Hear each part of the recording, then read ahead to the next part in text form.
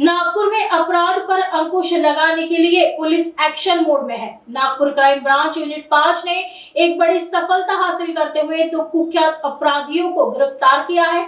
Crime branch की team मिठानिम दरगाह इलाके में गश्त पर थी, तभी उन्हें कुछ संदिग्ध व्यक्ति दिखाई दिए। पुलिस को देखते ही आरोपियों ने भागने की कोशिश की, लेकिन पुलिस कर्मियों ने पीछा कर उन्हें दबोच लिया। जब इन आरोपियों की तलाशी ली गई तो उनके पास से घातक हथियार यानी चाकू बरामद हुआ।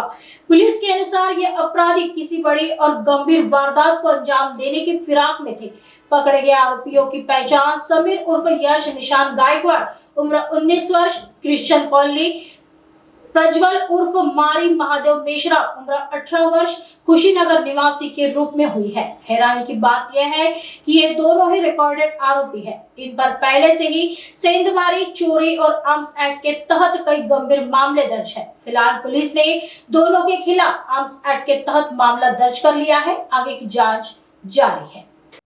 वरिष्ठांच्या आदेशानुसार क्राइम ब्रांच युनिट 5 पथकातील अंमलदार हे पाहिजे आरोपींचा शोध घेण्याकामी मिठानिम दर्गा या परिसरामध्ये फिरत असताना त्यांना एक पाहिजे आरोपी मला मिळून आला। त्याचबरोबर इतर 2 व्यक्ती सुद्धा पोलिसांना पाहून पळण्याचा प्रयत्न करत होते। तर त्यांना आमच्या पथकातील एससी नजीर आणि एनपीसी राजू, एपीआय कदम यांनी ताब्यात घेऊन त्यांची झडती घेतली असता त्यांच्याकडे घातक शस्त्र असे चाकू मिळून आला आणि त्यांना त्याबद्दल अधिक चौकशी केली असता त्यांच्याकडे यापूर्वीचं सुद्धा त्यांच्या विरुद्ध 399 किंवा घरफोडी, त्याचबरोबर 425 चोरी अशा प्रकारचे गंभीर स्वरूपाचे गुन्हे दाखल असून हे रेकॉर्डेड क्रिमिनल काहीतरी गंभीर घटना घडण्याच्या उद्देशाने तो चाकू त्यांनी स्वतःजवळ बाळगला होता।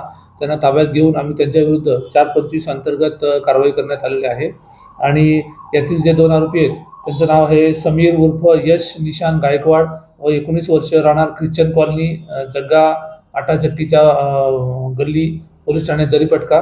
दुसरा आहे प्रज्वल उर्फ मारी महादेव मेश्राम, वय 18 वर्ष, राहणार खुशीनगर सुगत बुद्ध विहाराच्या मागे, पोलीस ठाणे जरीपटका। दोन्ही आरोपींना ताब्यात घेऊन त्यांच्या विरुद्ध आर्म्स ॲक्ट कलम 425 अंतर्गत आम्ही कारवाई करण्यासाठी पोलीस ठाणे या ठिकाणी पाठवलेलं आहे आणि आरोपींना पुढील कारवाई सुरू आहे। दोन्ही आरोपी हे यापूर्वीचे घरफोडीचे, त्यानंतर चोरी 399, त्याचबरोबर 425 आर्म्स ॲक्ट अंतर्गत यांच्या विरुद्ध यापूर्वी सुद्धा गुन्हे दाखल आहेत आणि दोन्ही आरोपी रेकॉर्डेड क्रिमिनल आहेत।